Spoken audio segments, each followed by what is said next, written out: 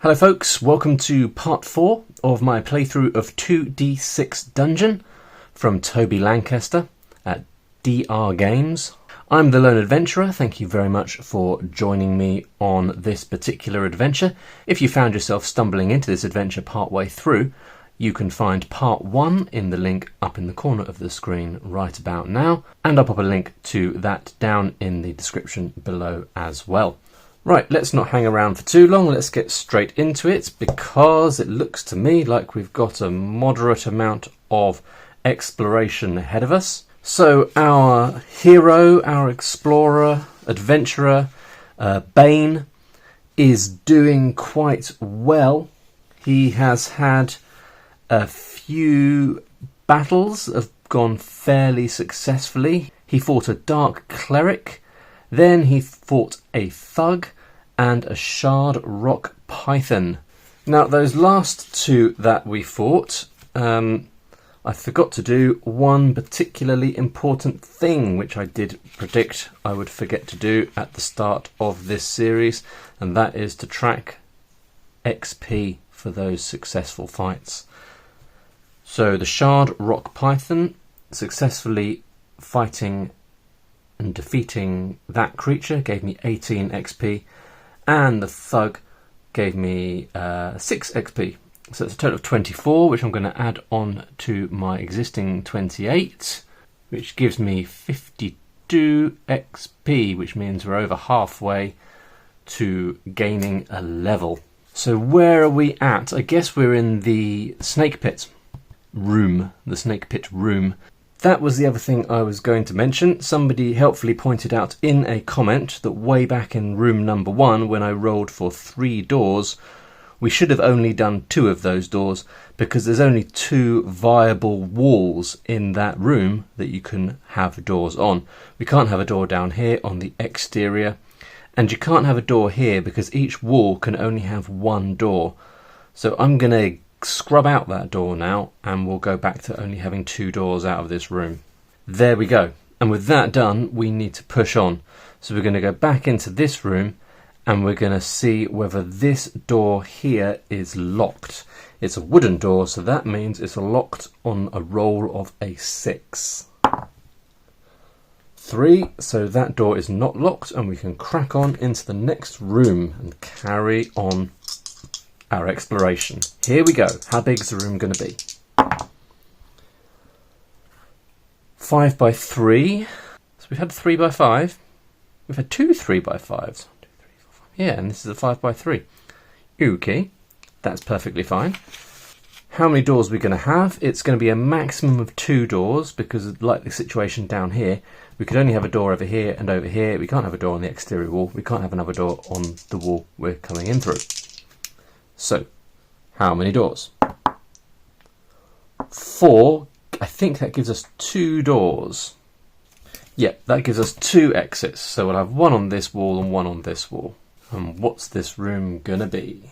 So we're gonna roll on the level 1 rooms table as we have done before. And that is, which way round do I do them? That way round? I think it is, isn't it? 46. 46 gives us a canteen. 3 rough tables, a few chairs and stools stand next to a wooden bar. The barman yells and attacks. Use labourer stats. Oh, okay, so we use the labourer card. I see. Also face a patron. Roll on L1W -1. Okay, we've got wooden doors coming out of this room, so let's just pop the wooden doors on. So we need the labourer. There he is. 5 -1 is 4. L1W 4 gives us a jailer. Alright, so a jailer on his lunch break in the bar has been rudely interrupted by an interloper. Me, that is. So we've got a jailer and a labourer. I think, is this our first fight with 2 people at once? It is, isn't it? Right. So we've got to fight them both at once. So each combat round, they'll both get a chance to attack me. and I can choose, I believe, which one of them I attack. Let's have a quick look at them. Alright, so the Jailer, 6 HP, not too bad, gives me 10 XP, 1 shift, got a treasure roll. He has an interrupt on secondary 2s. So remember, that's if I roll a 2 on my second dice. And he's got 2 manoeuvres. Big dog. 2 manoeuvres. A sharp kick on a 5-1 and a punch on a 3-3. Being a jailer has made them tough, but their skill in combat is limited as they come forward, wrapping a chain around their knuckles, a mad look in their eyes. And then the Labourer gives me 5 XP, only got 4 HP, 1 shift, has got some treasure, interrupt on primary 2s, so one of them interrupts on primary 2s, one of them interrupts on secondary 2s, and 1 manoeuvre which is an uppercut on 2-5. Poorly equipped and unarmed, this Labourer offers little challenge, but they have learned patience and do a range of jobs around the dungeon, which they will fiercely defend. That's good of them, isn't it? Okay. Alright, let's do it. So I'm going to attack first. Who am I going to attack? I think it's probably best if we take this Jailer out as quickly as possible. So I think we're going to attack the Jailer. Here we go. It's round 1. 6-6. That's good, right? Because if you remember in a previous video I'd rolled a 1-1 and thought that it didn't do anything different, but somebody put me right on that, and a 1-1 is an automatic fail. So I should have failed that attack in a previous video. I feel like 6-6 must be some kind of awesome attack. Alright, I have found it. Here we go. If you roll a double 1 on your attack, you always miss. If you roll a double 6 for your attack, you have performed a prime attack. Select any one of your manoeuvres to perform exactly. Add your total shift to the damage, and it cannot be affected by interrupts. Brilliant. So that means that this Jailer is not long for this world. I'm going to select my hack. Do 1d6 worth of damage. 3. Oh, that's annoying. Plus my 2 shift means that takes him down to 1 XP. I was kind of hoping that we were going to kill him in one fell swoop then. But we haven't. That's annoying. Because he's going to get to attack back now. Here he goes. 1-3. He can't do anything with that. He's got the sharp kick at 5-1 and the punch at 3-3, but he's only got a shift of 1. If he had a shift of 2, he could change that to a 3 and punch me, but he can't. Ha! Then we've got the Labourer. Ooh, Labourer's rolled 2-1. That is equally good. That he can't get anywhere near his uppercut with that one, so they have both failed, and we're going to go on to the second round of combat. I'm going to attack the Jailer once again.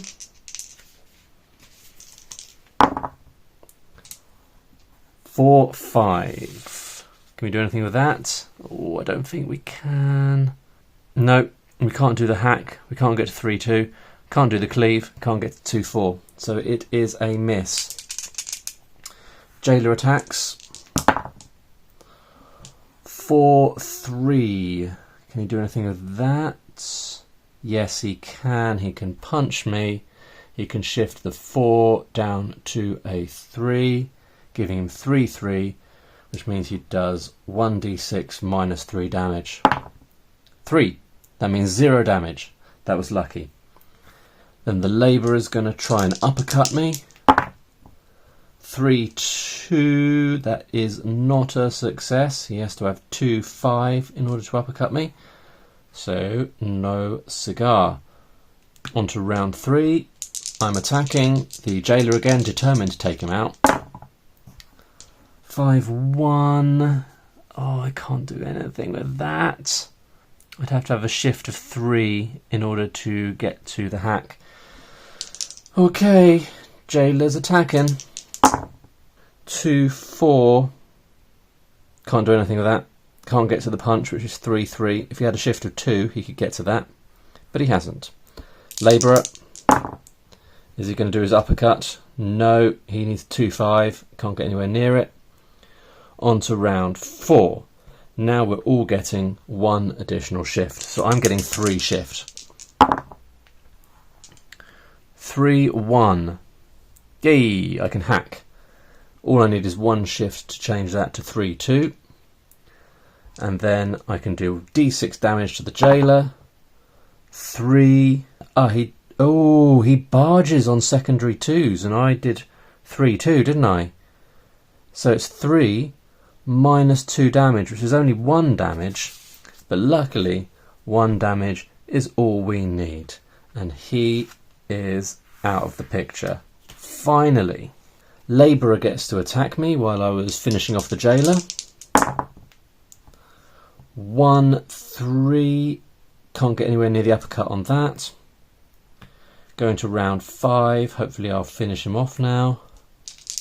He's only got 4 HP. 6-6. I mean, it's fantastic news, but I really wish I was getting 6-6s when I was fighting some kind of brutal, crazy monster, rather than a labourer or barman in this situation. Okay, so I get to pick my attack. I will pick the hack, do 1d6 damage, 2 plus my 4 shift, so a total of 6 damage, finishes the labourer off, and they're both gone. Fantastic. Let's do the XP first so I don't forget. I'm getting 6 for the jailer, 4 for the labourer, so that's taking me to 62. And they both have a treasure roll, which is nice. Let's find, they're both on PT1, so let me find PT1. PT1, the first of the pouch tables, probably the lowest of the pouch table, I would imagine. So for the labourer, I'm rolling at -2. Oh, that's not going to be good, is it? 4 minus 2, nothing, but it is damp. And when you sniff your fingers, they smell unpleasant. Nice touch there. And then for the jailer, we're rolling at +1. 7, 8. There are some Maleko leaves inside. So I think Maleko leaves are a kind of herb. I think you can use them to make potions or something. You can use them to make a healing balm. Okay, something to look into. But now Maleko leaves sound like something that need to be stored inside something. Like a pouch. Oh, I've got a pouch. I've got a spare pouch. So let's put the Maleko leaves in the pouch. Alright, there you go. That was nice. So they are thoroughly handled now. Nothing else to do with them. There wasn't anything else in the room as I recall. There was a bunch of like wooden tables and stuff, but I don't really have any need for them right now. So I think the room is done. We can call the room done and move on to the next one. So let's go up this way, shall we? Up through the wooden door. Is the wooden door locked? 2, that is a no. So we can go into the next room. See how big it is. That's very small. That is a corridor, a 1x3 corridor. So that's pretty uninspiring, really. How many doors are we going to have off this corridor? Although really there's no point in having a door off that way, because if you remember, we have to have the in-between area, and that would take you to the edge of the map, so it's nothing. So we're going to have a dead end up that way. Are we going to have a door going off the corridor this way?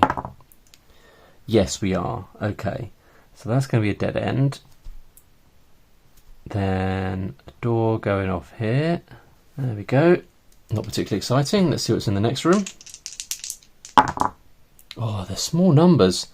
2x4, so that gives us an 8 square room. Is that a small room? No, 6 squares or smaller is a small room, so this is just a small regular sized room. So it's going to be here and then going up there. So again, I think we're going to have a maximum of 1 door, because we can't have a door up there And we can't really have a door down there because that would butt into room 5. So let's see. And I'm rolling because if you remember, we can have a room with no doors if we roll a 1. And there it is.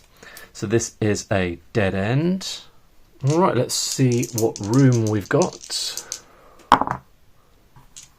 61 is an apothecary, which I recognise because I'm fairly sure that was the first main room that Ithacus Bane went into in his playthrough.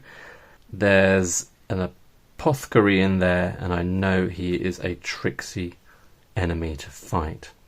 Apothecary. A table is covered in jars and bottles. Ooh, so we can get some jars and bottles. They're probably handy, right? Scrolls full of script are tacked to the wall. You must face the apothecary. If you survive, search the table. Roll on POT1 and POT2. Doors are random, and this is a unique room. Well, we haven't got any doors, so we don't have to worry about that. So we're just going to jump straight in with the apothecary. He's right on top. So he's going to give me 35 XP.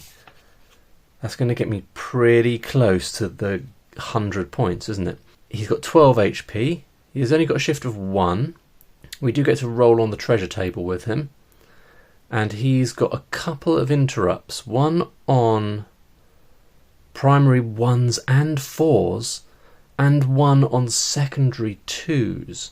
Okay, well that's not too bad, because that means the blinding smoke, which is his interrupt on primary 1s and secondary 4s, is going to be an issue if we try and use the cleave. Actually, it is pretty bad. And the glowing shield is on secondary 2s, so he's going to have an interrupt on both of my attacks, which is super annoying.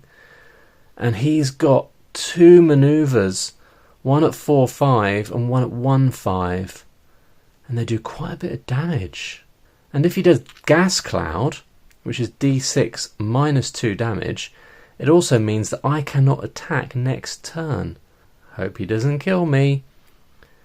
The apothecary wears breeches and a leather tunic, which they open to reveal a collection of vials. Pulling one free, they throw it at you as they attack. Alright, let's hope for a couple of lucky rolls. Round 1 of combat. 1-6. That's not a lucky roll at all. Can't do anything with that. Okay, apothecary gets to attack me. 6-3. Luckily, I mean, he's got all this cool stuff, but he's only got a shift of 1. And he can't do anything with the 6-3. He can't do his firebomb attack. He can't do his gas cloud attack. So we're going to go into round 2. 4-3-1. Yep, we can do that. We can do that. 3-1, we can shift to 3-2. So we can do our hack attack. However, secondary 2s means that he uses his glowing shield and does minus 2 damage. Okay, so we've done 2 damage. At least we've done something. At least we've started. It's not much. It's not much. He's going to attack back. 5-2. Can't do anything with that. Lovely. Okay, into round 3. 6-3. Oh, that's no good at all. Okay, he attacks back. I guess we're going to end up increasing our shift and having an insane battle here. 2-2, he can't do anything. Round 4. 2-4, come on. 2-4, cleave. And that we've rolled exactly what we need, which I think means a good thing. Yep, that means we've done an exact strike. As a demonstration of your prowess and skill, it does more damage. You may add your shift points to the damage total, including fatigue shift adjustments. Okay, but he still gets to do his interrupt. So this is a cleave. We're going to be adding 2.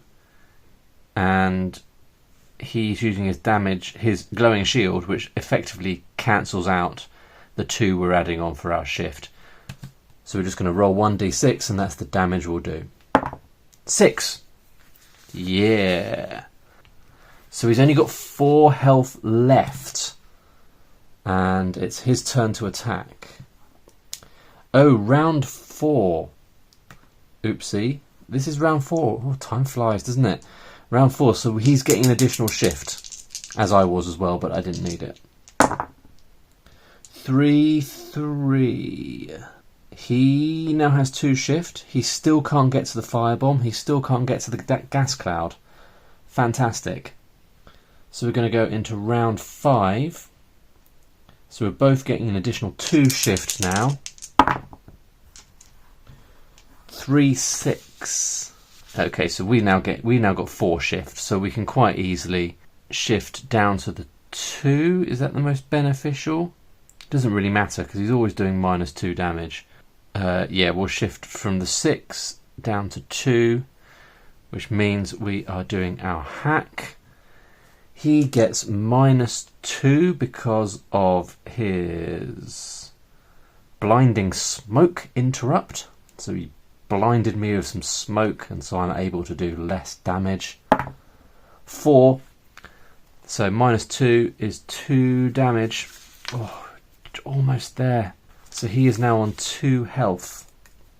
And he's going to attack me back. 1-1, that's an instant miss. And in fact, it's a mishap. One of the vials smashes at your feet, but nothing happens. You gain an extra attack. Yeah. Extra attack for Bane. 4, 3. Feeling powerful, because I've got my +2 shift anyway. Oh, hang on. Do you only get to use the shift? Can I use the shift again? You can use all your shift points for each attack. And this is a new attack. Okay.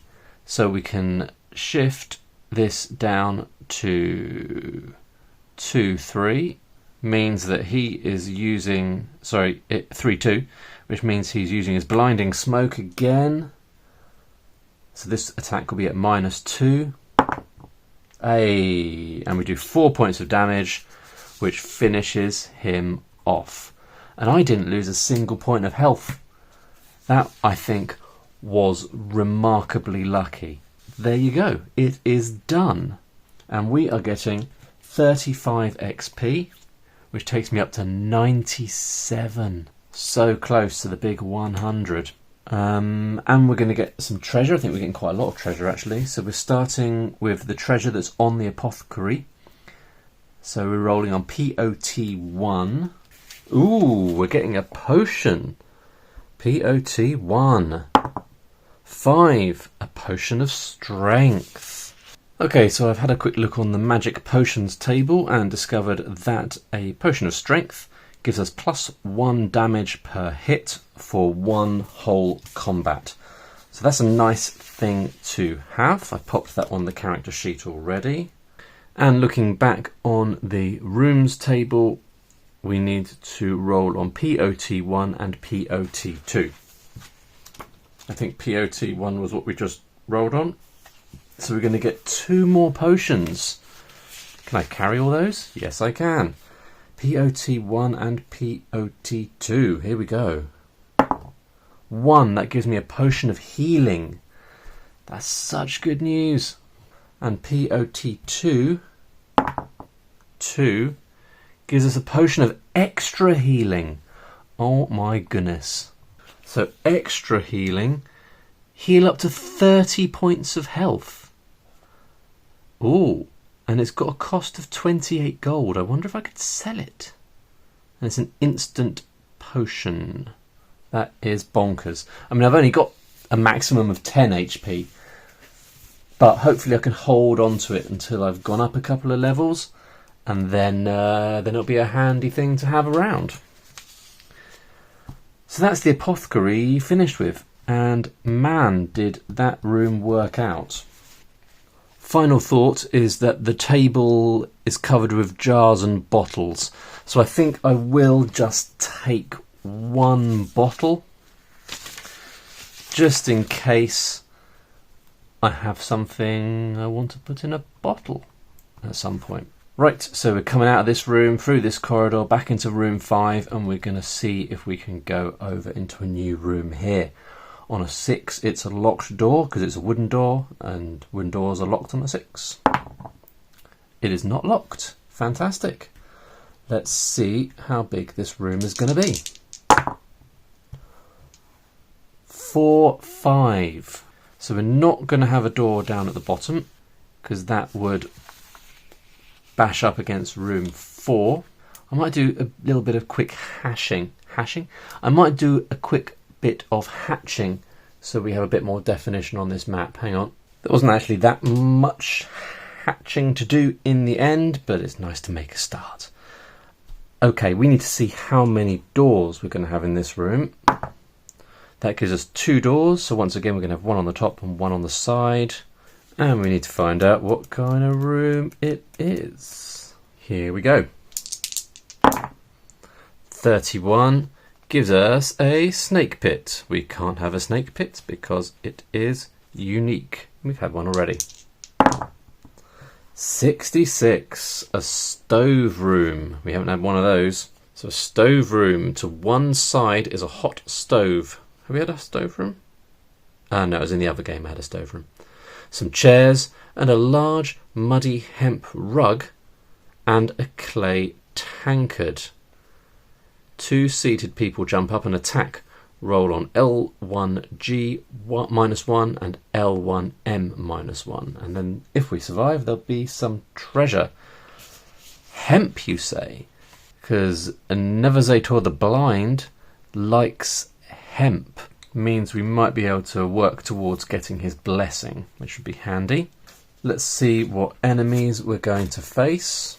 So L1G is guards and L1M is marshal. What were we rolling at minus what? Both -1. Okay. So our guard is going to be a guard. It's just a regular guard. And our marshal is going to be a scout. So we need a guard and a scout.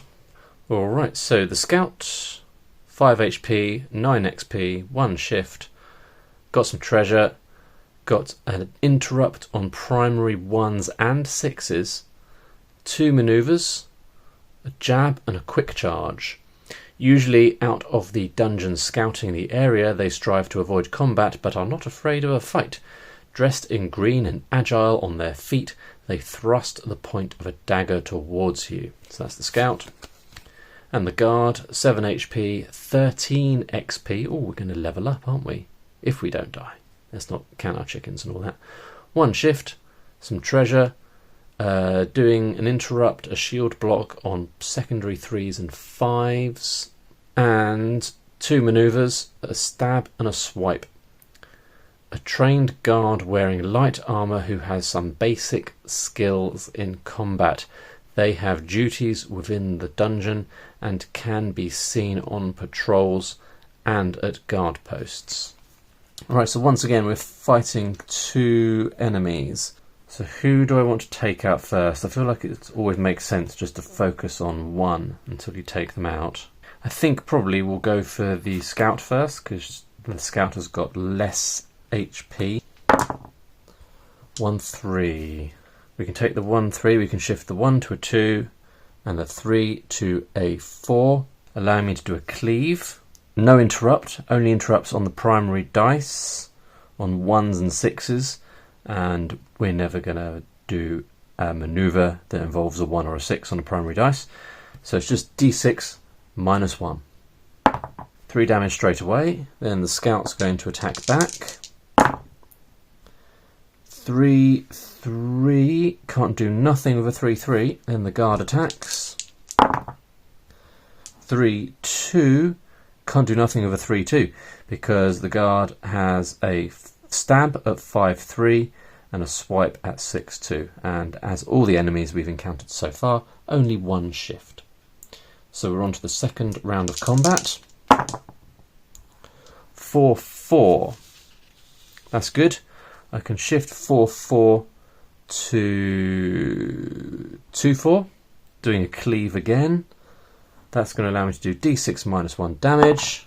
Oh, really? d6 minus 1. So that's 2 minus 1. So it's only 1 point of damage, meaning the scout has somehow survived the second round of combat. Lucky, lucky scout. Scout attacks back. 1-5. Nothing. And the guard. 4-6. Ooh, nothing. Can't stab, can't swipe. On to round 3. And I'm going to attack that lucky scout one more time. I say one more time, I might miss. Have we missed? No, we haven't, because we can shift the 4 to a 3 and the 1 to a 2, allowing us to do our hack with our great axe. 1d6 damage. Scout is out of the picture. But the guard still gets to attack. 1-4, that's nothing at all. So we're going to go on to round 4, meaning we're both getting +1 shift. 2-5. We will change our 2-5 into a 2-4, which means we're doing a cleave, so d6 minus 1 damage. Ooh, nothing. Guard attacks me. 1-4. That's nothing. Can't do anything. No, can't get anywhere near the stab or the swipe, because the stab is 5-3. So we'd have to have at least, and we'd have to have 4 shift just to get the 1 up to the 5, and the swipe is a 6-2. So we'd have to have 5 shift to get the swipe, get the primary dice up to the correct dice for the swipe. So we're going to go into round 5, which means you both get +2 shift. 1-6. Okay, so we can get to a cleave. 2-4, because that's using 3 shift, and I now have a total of 4. So that is allowing me to do 1d6 minus 1 damage. 1 point of damage. Brutal. 5-3. Oh, that is a stab. That is an insta stab. d6 minus 3 damage. 2 damage. Got me good. On to round 6. 4-2. We can shift that to 3-2, meaning we're doing d6 damage. There we go. 6 points of damage. Nothing she can do about it. So let's look at our treasure. We're rolling on PT1. The good old pouch table 1. Okay, so for the guard, we're rolling on PT1 minus 1. 6 minus 1 is 5. There are some dried pumpkin seeds in the pouch. Unfortunately, I don't think I really have, because I've already got Maleko leaves in my pouch there, and I've got cheese wrapped in cloth. Really, I could do with some more pouches. I know someone pointed out that I just ignored a pouch that I could have taken. Can you take pouches off of these guys? Oh my goodness, I didn't realise. That seems obvious now. Of course you can take pouches off guys. So this, what I just rolled was 5. There are some dried pumpkin seeds in the pouch. So that is a pouch, isn't it? So I can take the pouch with the pumpkin seeds inside. Okay, so a pouch of pumpkin seeds, at least I've realised that now. And then we're just rolling at no disadvantage on the same table for the scout. 8. Some Maleko leaves inside. So now we've got pouch with Maleko leaves times 2. We can roll on TCT1 plus 2. That is a tea chest. There is a tea chest. Well, that's low. 5, 6, 7. There is a scrunched up cloak worth 3d6 silver coins in the bottom, underneath it is a throwing axe. Ooh, I've never had a throwing axe before. How many silver coins have we got? Well, rather, how many silver coins is our cloak worth? 4, 5, 6, 7. So we've got a cloak worth 7 silver coins. And a throwing axe. Do we just put that on the items, or is there a special throwing axe section? No, I guess we'll put it over here. Should we count it as a heavy item? I think that seems fair. I feel like I've possibly been a little bit lucky during this adventure, but there you go. I'm not going to complain. It doesn't happen too often, does it? I think we'll call it there for this video in what is becoming a longer and longer series, but worry not, I am going to finish the level. It will happen. Hope you enjoyed that, folks. Hope you enjoyed the continued adventures of Bane. He's going strong, doing well. He's been through 3 additional rooms. Oh, wait a minute, levelling up. I forgot levelling up. Because once again, I forgot XP. Wow, so for the guard and the scout, we should get 22 XP. Which takes us up to 119 XP. Yeah, so we get to level up. Let's check that out. So when you level up, you instantly gain 10 HP and your baseline HP increases by 10. So our baseline HP, which we haven't got a spot for, so let's put it over here. We'll add a little max HP section. So our max has gone up to 20 and our current has gone up by 10, so we're going up to 15 health points, all of a sudden feeling much healthier. Your other stats may also increase based upon the adventurer levels table above, and you may gain a maneuver. Oh, so because we leveled up halfway through a fight, we could have instantly leveled up during the fight if we wanted to.